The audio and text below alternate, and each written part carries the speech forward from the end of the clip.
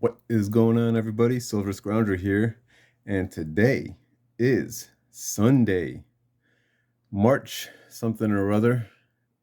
Not quite too sure anymore these days. Every day has been running in together, but I believe it's March 6th because my daughter just had her debutante ball yesterday, which was March 5th, and it's been a long, long weekend, and I'm just now getting this video put together for Silver Sunday.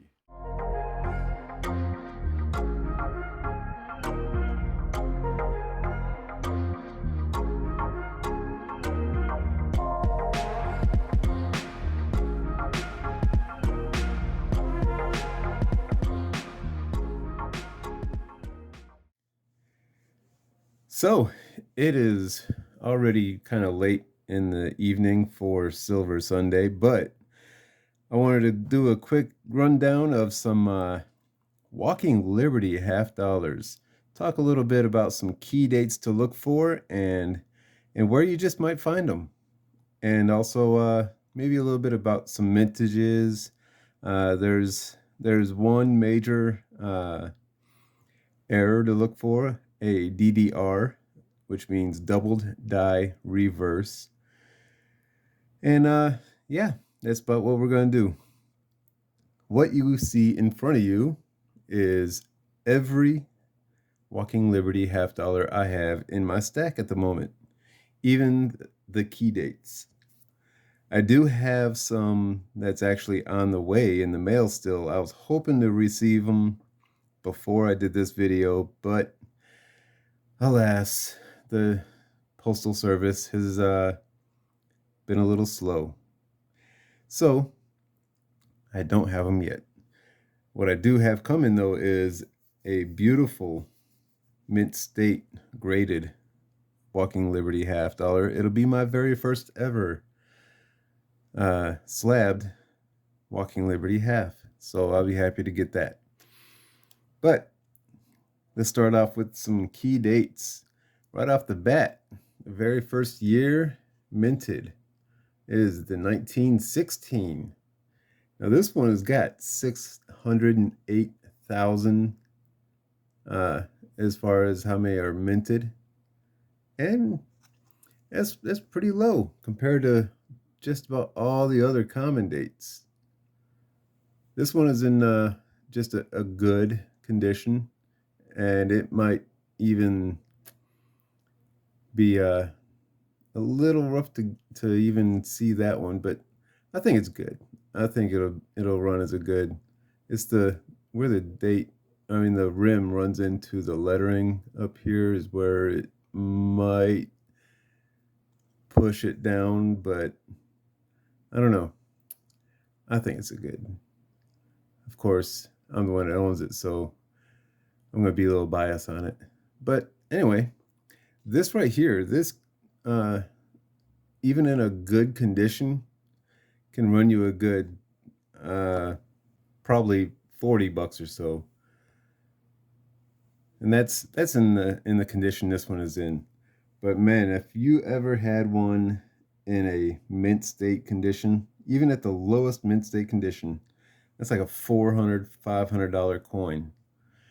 Then you got the 1916 Denver. That one runs probably pretty close to the same as the Philadelphia, all the way through all the different grades. But the 16S, which is this one here, it will get you a little bit more.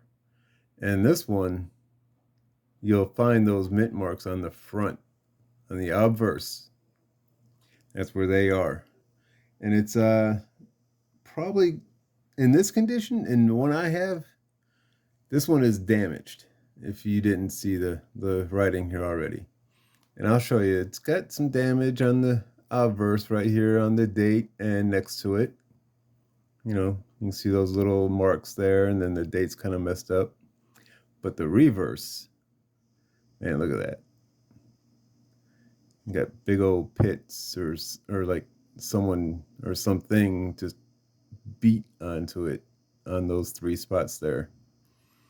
So it is definitely damaged. It would have been probably a good, because I think the rim is a little bit better on this one than the last one. Yeah. I'm still working on getting that light, or a newer light, like a whole box. But I'll just have to suffer through the glare, as you see here. But that is actually about what I would expect to get for this coin here. It would be a great album filler, you know, the ones where you don't see the reverse, so you won't see the damage. So that's what I'm thinking. So uh, I'm actually going to be selling this one, and in hopes to get one in a better condition. So, but yeah, 16S, that is one of the big ones. That one has got 508,000 made. So 100,000 less than the 1916. And if it wasn't damaged in a good condition, pretty close to $100 coin. That's not too bad. Now, that one will hit over $1,000 before it even gets to mint state. Because like in an AU58, it'll probably be right around about $1,200, maybe 13. So I'm just hoping to be able to find me one that's in a very good, maybe a fine condition, which is going to set me back a good bit. So pretty much everything all the way through until 1920 are going to be better dates, not key dates, maybe not even semi-key dates, but they're going to be better dates. Now, there are some that are semi-key dates, and let me see here. I don't have any at the very moment because I think I sold the last one I had, but you got the 1917s. Let me see. No, this one. I think that's a S on there, or maybe this one's a Denver. Yeah, there you go. It's a Denver. So this is a little bit better date. It's a 1917, barely tell it. But if the mint mark was on the front, just like the 1916s, then it would be a semi-key date. But being on the reverse is just a better date, I say. Which on this one, I would say it could be $15 for the good condition. This is definitely not a good condition. This is definitely a AG. So this is going to be right at about the going rate for $half, which I think is around $11 or $12 right now. That's about what you'd get for that. And then we got a 1917S on the reverse. See if you can see it there. But anyway, this one's in a better shape. It is definitely a good, but it's got a bad rim ding there. So that's going to affect it a little bit. But this one has only got 5,554,000 minted. So it's going to be about the same, maybe about a $15 coin in the good condition. But it does go up a good bit, probably about $150 as soon as you get to AU. So it's not too bad. Now, if it was on the obverse like the other ones, then you're talking a good bit of change. It'll be $750 in a XF or EF, whichever one you want to call it. So there you go. Those are some of the ones I do and don't have, but I got the 17s, the 17 Denver, the 17 San Francisco, but they're all on the reverse. But there you go. I did have a San Francisco on the obverse, but I did sell it recently. Then we got the 1918s. all here. They're all pretty much the same price going, except for the Denver. Do I have one? That's not one. Where's he at? Is that a Denver or is that a San Fran? I've got a few of them. It's just there you go, Denver. So 1918 Denver. When they get into a better grade, they are definitely worth a little more. Like this one, 3,853,000 minted. Get up into the extra fine, and it's already $250 for it. This one is definitely not that. So then you got all the other ones, 19s and 20s. But the 1919 plane, the Philadelphia's, it's actually got a pretty low mintage. It's only 962,000. And I think that's what this one was. Yeah. But it's not the plane, it's a Denver. So, or no, San Francisco. So 1919 San Fran is what this one is. Now, if it was a plain 1919, then it would be worth a little bit more because they start off about $25 in a good condition. And they'll go up over $2,000 as soon as it hits the MS. So it's pretty nice. Um, Other than that, most of them all run pretty low as far as value, except for the main key date. Well, there's actually two main key dates, 1921 and 1921 Denver. Those are the big ones. And in a good condition, a G4 is going to run you for the 21 Philly, $125. And then you can get into $2,000 range as soon as you hit the EF or XF. Now the 21 Denver, that's like the unicorn of the Walking Liberties. And it's going to start off at 200 even and a AG. Let me get you back out of here. There we go. Now you can see what I'm doing here. So, as I was saying, the 21 Denver, it starts off at $200 in the G4 condition, but it seems to slack down. Like it doesn't climb so much once you get to the EF or XF and the AU. It barely breaks over $10,000 once you get into the mint states.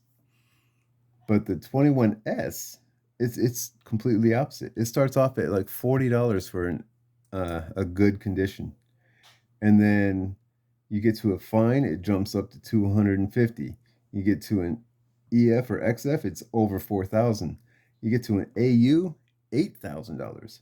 This one, in a mint state, a 1921S, is going to be $20,000 easy. So condition is a big player in that one for sure. And like I said, pretty much all of them are going to be running right about the same amount for most part. There is a 1938 Denver with 491,000 that is a semi key date. It'll start off at a quick $50 also in the G4 condition. The only other one that you can look out for is a 1946 doubled die reverse. And let me show you what that looks like. You'll see it right up in here right now. If you look, you'll see on the E pluribus unum, you'll notice a lot of that doubling in there. And it's pretty crazy looking. I mean, you can pretty much tell it by your naked eye, but for this old man, it helps to have some glasses on or a magnifying glass. So there you go. That is one that you really need to look for. There's actually been stories of people who have scoured through eBay, finding just a regular 1946 listing, but upon looking at the pictures, seeing that it was the double die reverse, and they picked it up for basically junk silver price. That's pretty crazy. Now, some of the places that I have actually found some of these, I've actually found both of these 1916s, the 16 Philly and the 16 San Francisco. I found both of these in a junk silver bin, basically. And I'm not one to try to take advantage of the whole situation. So I bring it up. I tell them, hey, you got a 1916 in here, right? It's like, oh yeah, I'm fine. It's okay. I bought it for this, so you can have it at the rate. So I'm really happy I got them. So there they are. Then I found the 1917 with the San Francisco obverse in the same place. Some of the other things you can do is if you find where there's like a whole lot for sale on different groups or whatever you're in, like on Facebook groups or on eBay, and you may get lucky and find one of those better dates in there as well. Never know. But anyway, that is pretty much it for me tonight. Just wanted to go through a few of the key dates and show you a few things and put my walkers on display. Let them run the walkway here. So I'm gonna get out of here. I gotta get to bed. Gotta be working in the morning. If you saw my last video of me rambling in the Ranger, you know I gotta get up and be at work by 5 in the morning. So this is gonna be it from me. And until next time, this is Silver Scrounger saying thanks for watching and keep on stacking. I want to thank everyone for watching my video. It is greatly appreciated. If you enjoyed it, found it informative or entertaining, please hit that thumbs up button by liking the video. Also comment on what you think about anything discussed. I'm always interested to hear other people's thoughts. Until next time, this is Silver Scrounger saying thanks for watching and keep on stacking.